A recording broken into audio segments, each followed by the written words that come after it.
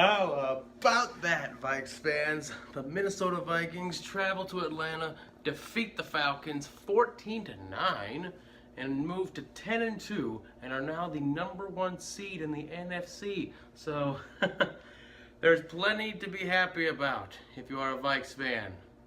Now, I think heading into this game, I think the big story was how our defense was going to fare against their offense. And to me, I was just saying we should have Xavier Rhodes shadow Julio Jones.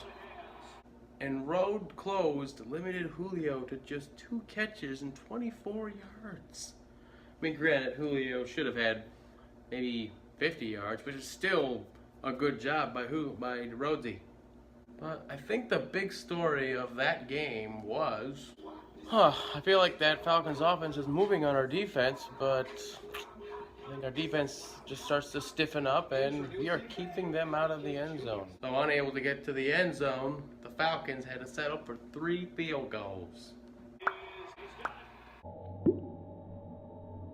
So yeah, just another one of the many examples of doesn't matter how many times you score, touchdowns are better than field goals, as our Vikings managed to reach the end zone twice. First, late in the first quarter, trailing 3-0.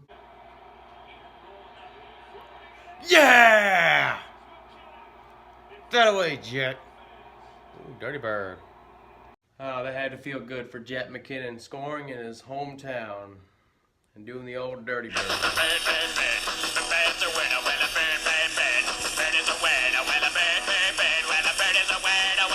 Then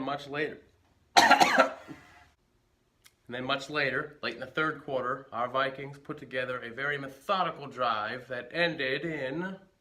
Yes! Yes! And then late in the fourth quarter, the Falcons were like, all right, let's go for another field goal, come within 2 points, hopefully our defense can stop them and put us in a position to win. But... oh my God, that was no good. Yeah, sorry, I was eating a granola bar. They're so good. And so after that, our Vikings just moved swiftly down the field to close out the game. We could have gotten a touchdown, but we decided to be classy.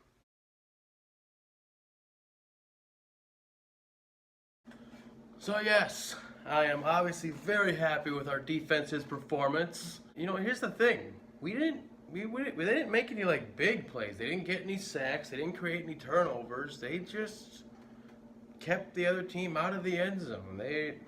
That's a trustworthy defense right there. Meanwhile, on offense, Case Keenum, he had a darn near flawless game.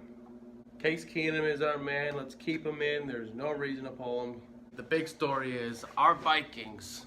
They are for real. We have had plenty of pretty tough tests this season, and we have mostly passed them with flying colors.